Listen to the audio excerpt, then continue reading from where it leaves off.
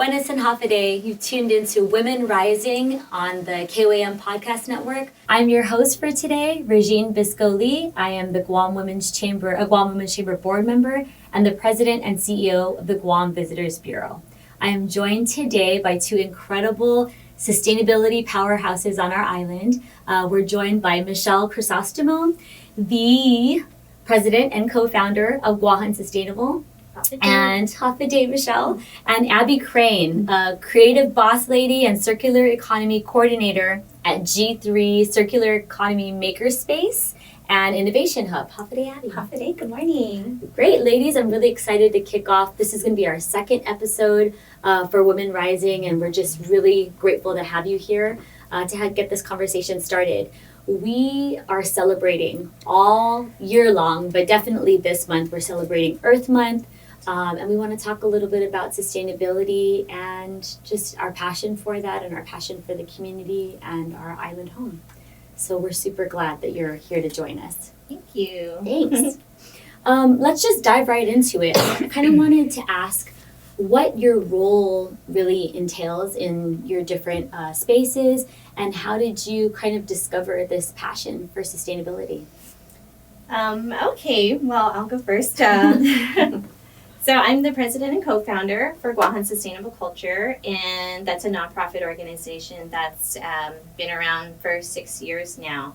And my role, since we are a very small and fairly new organization, ranges from everything from finding funding to keep our organization going, strategies, making sure the work we do aligns with our mission and our vision, all the way down to picking up trash and cleaning our toilets. So really wear a lot of hats, and I try to get down with the team and just be there for them. So supporting our team and letting them know, like, I'm not afraid to do the work with you and I'm here for you. So it is a lot of also like responsibility for the team and making sure that they're happy as well, that they feel like what they're doing is contributing to our mission, just a whole range of things I'm learning, and trying to be smarter about and learn things from HR to strategy building and capacity building and fundraising. So it's really been a learning journey for me as well. Yeah, so definitely a little bit of a pivot for you. And then tell us a little bit about your passion for sustainability. So I guess, I got into this really from the start of growing my own food. And so when I started doing that, which wasn't something that I grew up doing, wasn't something I was passionate about as a younger teenager or young adult. But when I did get into it, I really started to connect with nature, and it was just a very empowering feeling that really just changed my life. Just understanding like how plants grow, what they can do for you, how they can feed you and nourish you. And knowing, what is in the food that you're eating and feeding your family, that became a very empowering feeling that I wanted to share with others. And from that tiny seed grew this organization that is doing so much in the community, from land back initiatives to diverting waste from the landfill. Yes, you're doing it all. It's really grown, but it really started from just connecting with nature and feeling that connection, and turned into a purpose that really drove me to where we are today. Absolutely beautiful. Thanks, Michelle. How about you, Abby? Yeah, I work at the Guam Green Grove Circular Economy Makerspace and Innovation Hub. I found my way in the organization right after COVID. I was part of their first pilot conservation corps. Shout out to the conservation. Yes, and that was a very eye-opening experience for me.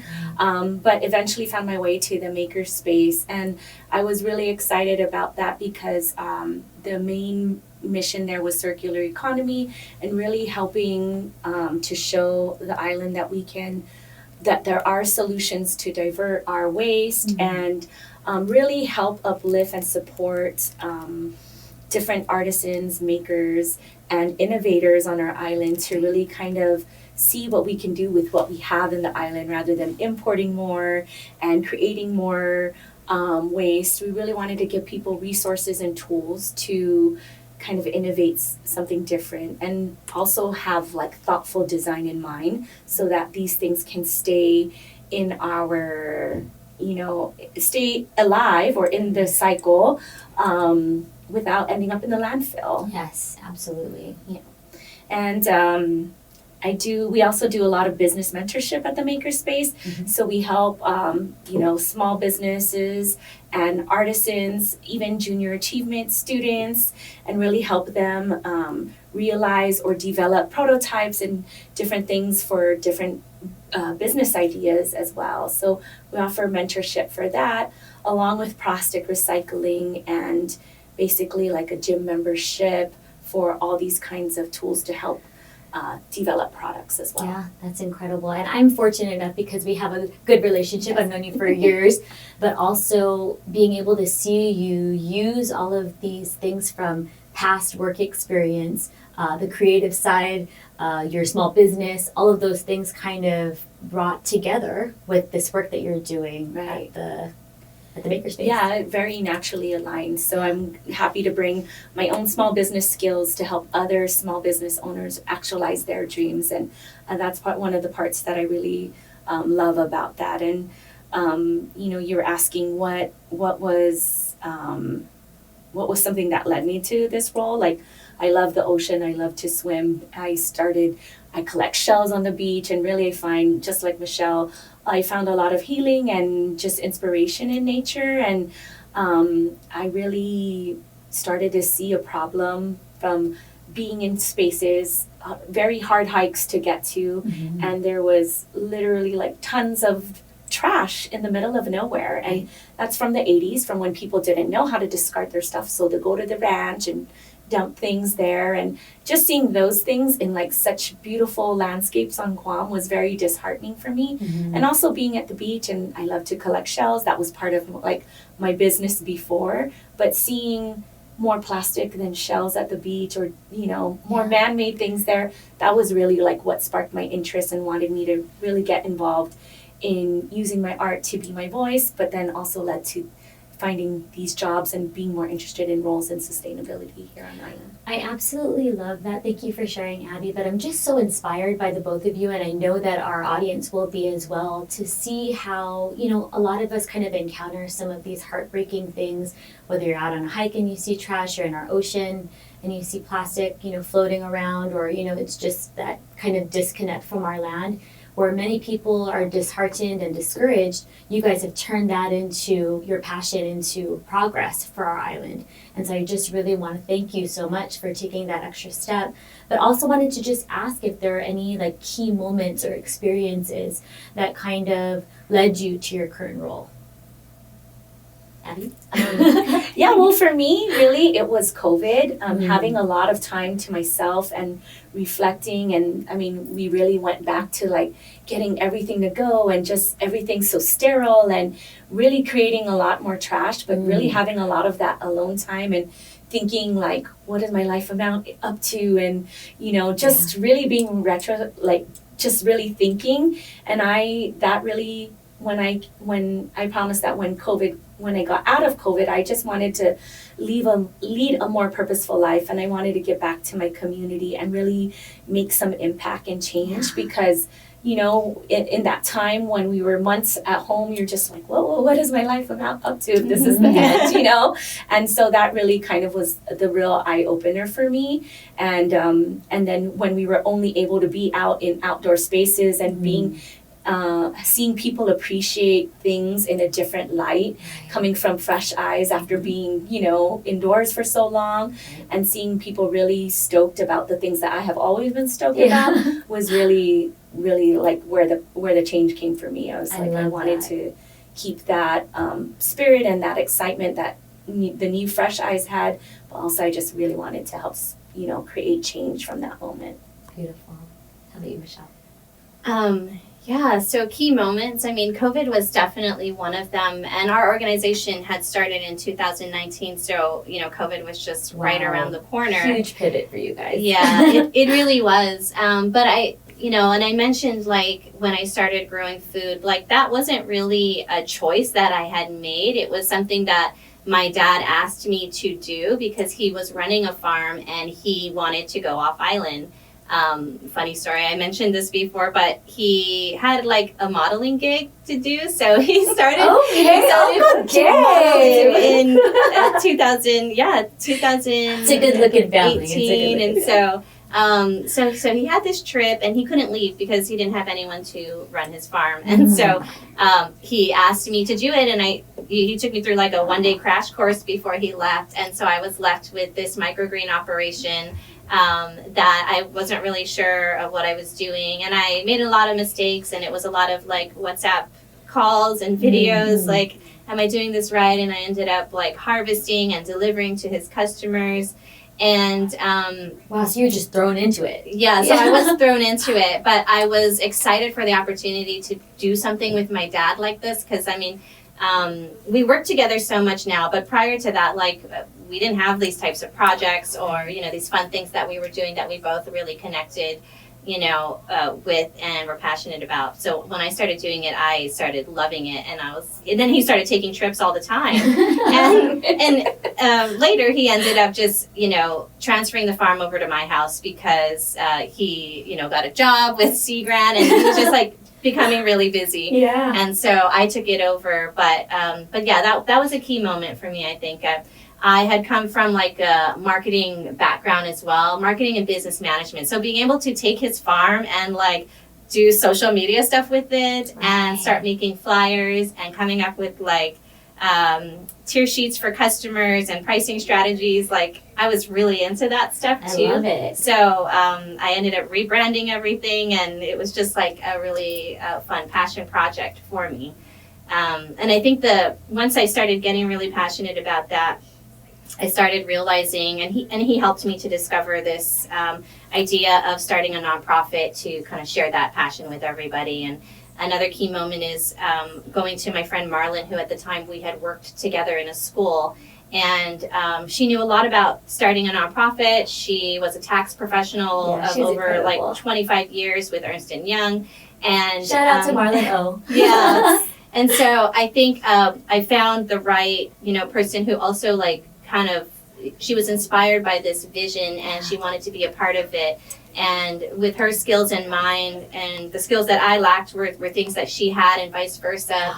And so that really helped to get GSC to first started and to where it is today. And the board members that we also ended up bringing on had so much to contribute to that. But I think once we made this decision to like just go for it, like doors started opening for us. Coincidences, it seemed like, you know, timing was becoming perfect, and things were starting to fall into place, and so those were really key moments. That's beautiful. Thank you so much for sharing.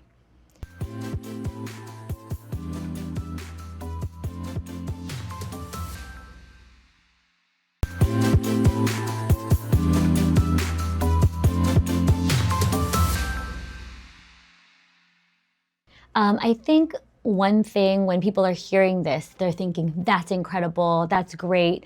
But there's a little bit of a hump, right? To be able to start implementing these things for small businesses, but also, you know, for individuals in their daily lives. So what are some small steps that you think businesses can take, or even individuals, to be more sustainable, would you say? So, I mean, we do this thing at the office, and so every time we have a new program or a new initiative, you know, we really need to like live by example with that, right? And so now that we're doing, for example, this composting project with the community and encouraging them to compost their food waste, like we can't just do that at home, but we also have to do that in our workplace, right? Mm-hmm. So we've been implementing things like after you eat lunch, you know, we have this thing by the kitchen sink. Put your food scraps in there. Don't put them in the trash. Do we need to use all these paper towels? Can they be composted? Let's, you know, divert those paper towels into a composting bin. And so little practices like that. So when we are sharing things with the community, it should also reflect in the way we operate and the things that we do in our offices and in our homes too. So we started implementing just little things like that, trying to use more natural cleaning solutions, less plastic, etc. So yeah, I think she's saying these things, I'm like jotting it down. Just like, don't forget. Yeah, and also, you know, we're happy to come into the workplace and share these things with businesses too. And we've been asked to do things like that and just get them inspired, motivated, plant a garden, you know, in the back of your business, and you know, invite the employees to come for a planting day, or just encourage your employees to do things also outside of work, you know, that can help contribute to something meaningful for the community and for the environment. I love that. How about you, Abby? Yeah, to agree with Michelle, like that's, I mean, in our workplace and in Center for Island Sustainability, we do a lot of that, leading by example, or we walk the talk at work. Did I say that right? Yeah. Okay. But more from a business angle, I really think, you know, educating your customers like about your product, if it is sustainable, like sometimes that's part of storytelling really is what would get more people interested in sustainability. Right there, yeah. And for me, and what we try to do at the Makerspace, or even just other businesses, I just challenged you to be thoughtful in your design process and in your sourcing process, and ask yourself, like, how is this making our place or our island better? And just choosing more responsible sources, like choose a business that is certified or has these certifications that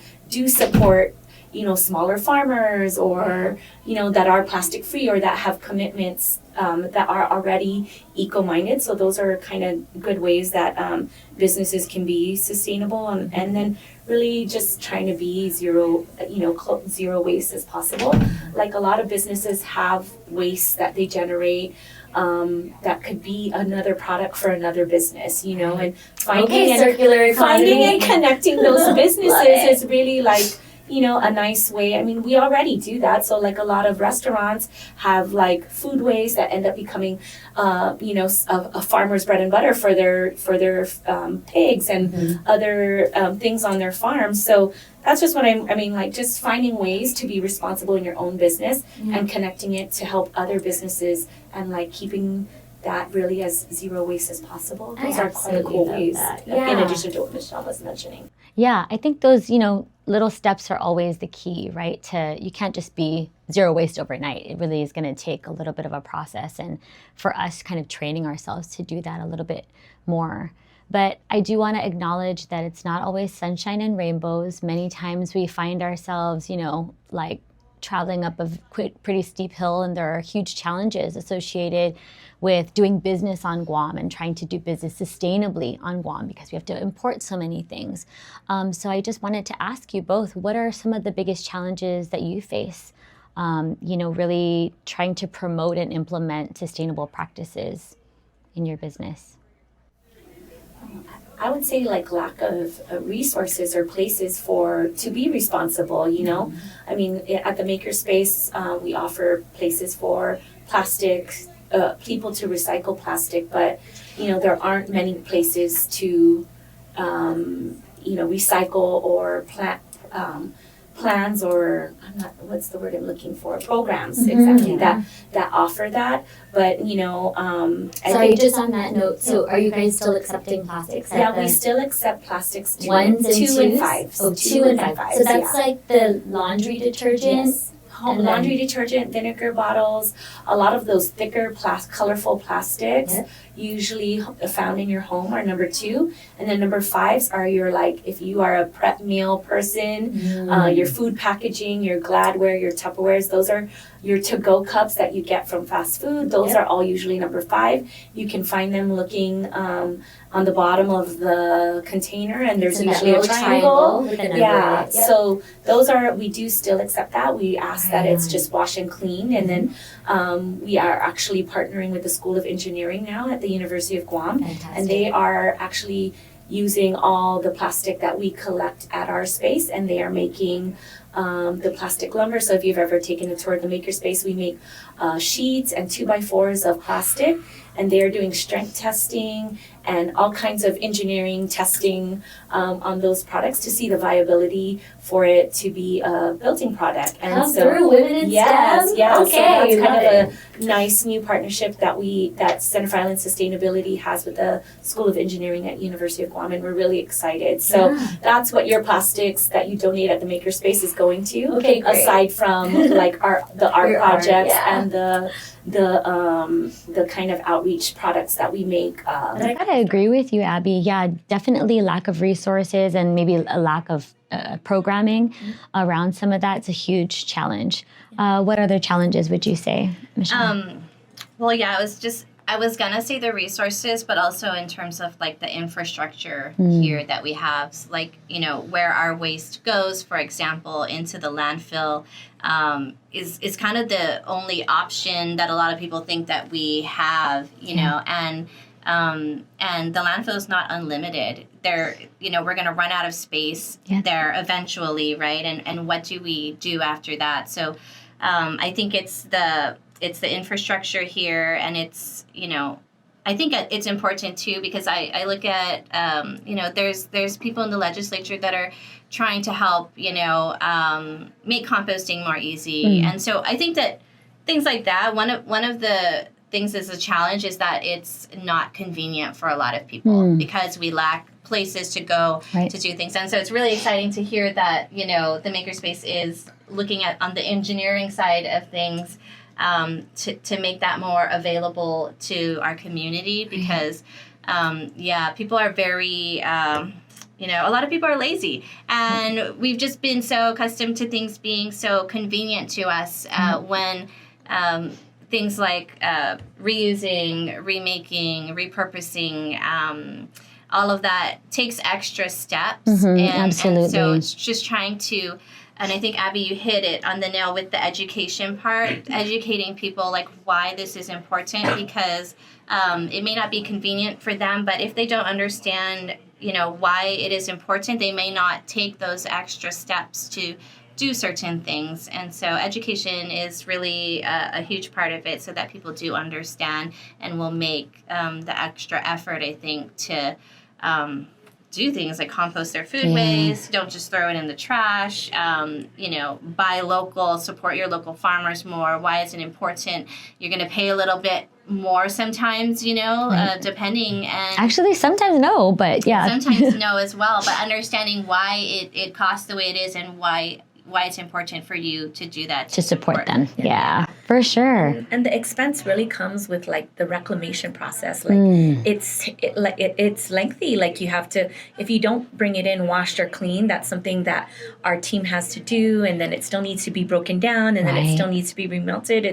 It's like a lengthy process. And before that's something that China was always wanting to take from us, bales of plastic and things like that, and that's no longer available to us. So again, with the education, it's like people don't know that. They think their trash magically disappears somewhere, and that's not it. And so we just really need to push more education. And I agree. remember when I was younger, just watching PBS or even TV, there was so many like education, like just 5-minute spot commercials that talked about how to sort, how to, you know, like in recycling.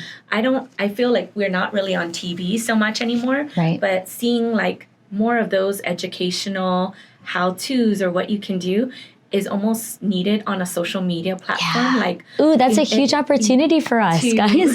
You know, to kind of educate like younger audiences, because it's not built in the curriculum either. And so like, you know, we are familiar with the sustainable developmental goals that the United Nations has set out, which is a lot of like our framework for what we're doing on Guam for sustainability. But, you know, our youth and our generation don't know that. And I really think that education can really be a way to kind of drive more interest and more support for more of these movements on the island. I think you jumped ahead to the next I'm question, so but that's sorry. okay. Actually, we'll do a rapid Okay, fire. okay. So we call it the rapid rising round. Okay. So we're going to answer these questions in one sentence or less, Okay. but you kind of skipped it. Well, at least for me. So one of the questions is, what is your number one pet peeve when it comes to disregard for our environment? And I'll start first. So biggest pet peeve, I think, is that educational piece. And so one of the ways I think we can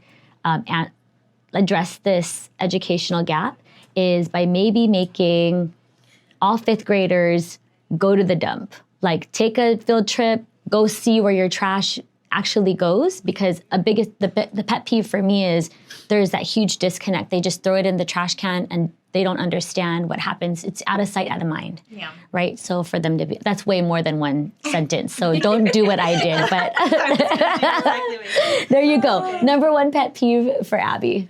Oh, let's pass to Michelle. Okay. Oh gosh. Number I one kind pet of already touched on Okay, that. but you did kind of remind me as a child when they took me to the prison as a field trip to go learn, like, what would happen if you committed crimes. And so going to the landfill and seeing that, I think is, kind of the same concept. But anyway, I think mine, when I see people and, they do have the education or they are aware and they're just not trying. Yeah. And so, seeing that is can be very discouraging, but also provides opportunity. Yeah. Yeah. Abby, pet peeve? My pet peeve is going to the beach and people literally, enjoying themselves. Our beach is so beautiful. That's why we go there. And people choosing to leave their trash behind. And even if you have a party, there are trash bins, but the mayors work so hard and it's so hard Shout to out to the maintain mayors. that. Yeah, Woo. shout out to the mayors of Guam. But I really think people should be responsible. And it's just like when you hike and adventure, you need to pack in. I mean, you need to pack out what you brought in. For sure. And I think even just when I go on a beach outing and the kids that I have godkids that I bring frequently to the beach, and I'm always encourage them, like, let's pick up, like, it's not ours, but, if we can pick up 5 pieces of plastic, we're already leaving it better than we found it. 100%. And that's really, like, my pet peeve is, like, people choosing to leave it worse than when we got there. And I mean, it's so simple. Like, literally in 10 seconds, you can pick up so much in the beach and make, like, it's a small impact, but it's a start. And that's, you have to start somewhere. Awesome. Okay. Hidden treasure on Guam that not many people know about. We're going to expose it and share it with the community. Go ahead, Abby. Hidden treasure. I want to keep gatekeeping. Gatekeeping. Okay, just say the beach then. Yeah, the beach. No, I mean, we really, honestly, after COVID, a lot of our reefs really recovered and we have amazing snorkeling and there's a lot to be seen and we have lots of turtles. Absolutely. And you can see, but you just need to adventure a little bit beyond the reef. There you go. Yeah. Hidden treasure. Okay, so for me, it's a recent hidden treasure that I've recently discovered is, some of the hutnus around Guam. Yeah. And For those who aren't aware, what's a hotnu? So hutnu is like it's like a traditional brick oven that, a lot of Chamorro families would cook with back in the day. They'd put it out in their backyard. It's like part of the ranch and, it can get to such high heats. You could roast a pig in there. You could bake pizzas in there. Pizza. Hotnu pizza is the And every word time I that. see one, I think, God, this is great, given that, like, we have so many typhoons and things coming through and our electricity goes out.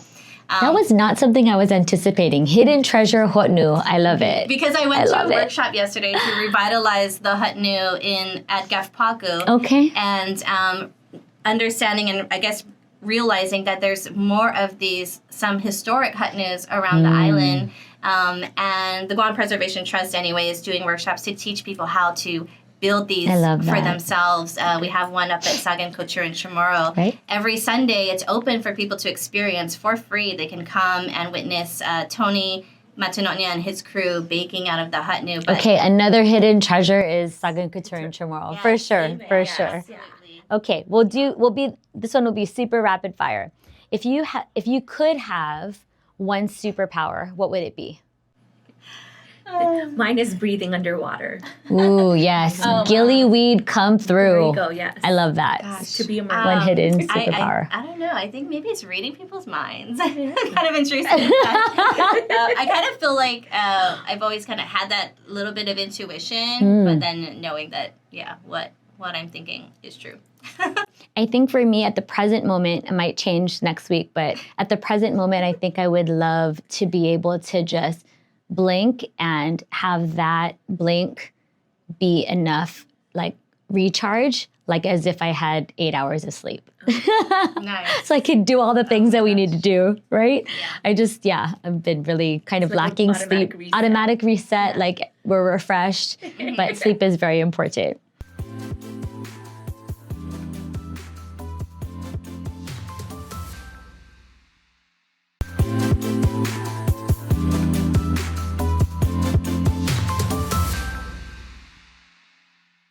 Yeah, well, I'm just coming off of a Center for Island Sustainability or Conference on Island Sustainability.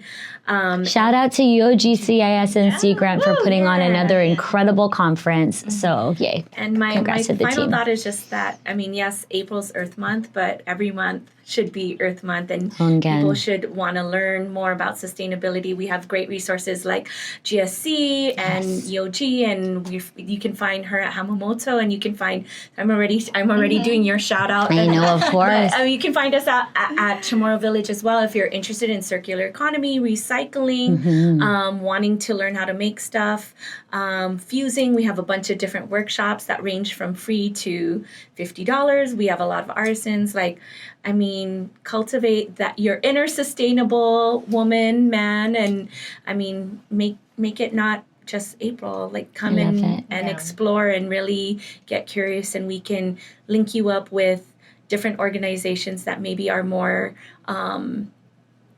in your interest level, but we're always willing to connect you to lead a more sustainable life. I love that. And sustainability really is for everyone. So that's the thing. We talked about the SDGs, and every single person on this island and in the world can latch onto one of those and help move us forward.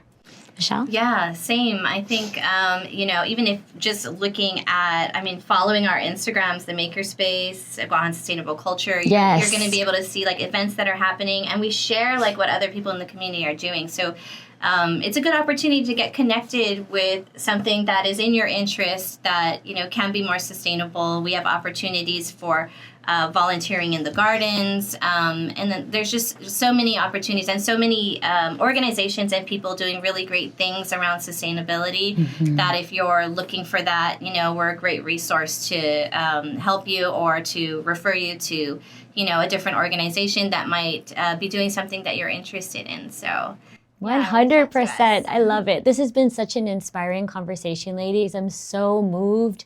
And again, I really appreciate the incredible work that you both do on a daily basis to bring our community forward, to make sure that our island continues to thrive. So thank you so much for your work. I'm super grateful to the Women's Chamber and to the KOAM Podcast Network for giving us the space and an opportunity to have these conversations. And I really urge, folks to continue to connect with them. If there's something that resonates with you for what you've heard today, please reach out to Abby and Michelle and their teams. I think they're continuing to do great work, and you can certainly be a part of it. So we invite you to do that. And thank you so much. Yeah, thank you to KOAM and Women's Chamber. Yeah, beautiful. Yeah. If you can share our information in the notes. For sure. So it'll be probably in the captions. Yes. But at this point, I just want to throw it to our Executive Director, Rachel Davis.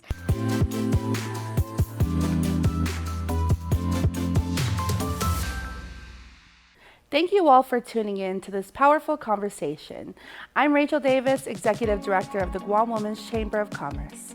And today we honor Earth Month by spotlighting sustainability as both a passion and a purpose. What we've learned today is that purpose-driven work starts with awareness, and it grows through intention, commitment, and community. As we wrap up, I want to share some exciting things happening within the Guam Women's Chamber of Commerce for you to look forward to. Join us on May 8th for our next Empower Hour in partnership with Synergy Studios. an energizing session to reset your mind and body with an exciting conversation and some fun installations. On May 3rd, we're excited to work with the Guam Time Mad Collab with our Bank of Guam Pitch Fest winner, Neiman Guam, a full circle moment. This exclusive collaboration will feature limited edition items that will only be available at the event. You won't want to miss it. And finally, save the date. Glow Hour is back. Create and Unwind is a fun night for connection and creativity, making art and enjoying refreshments happening next week, April 24th from 5 to 7 p.m. at the Women's Business Center in Agana. Thank you for tuning in to our second podcast episode of Women Rising. Remember, your work matters, your voice matters, and your actions, especially in sustainability, creates ripples far beyond what we can see.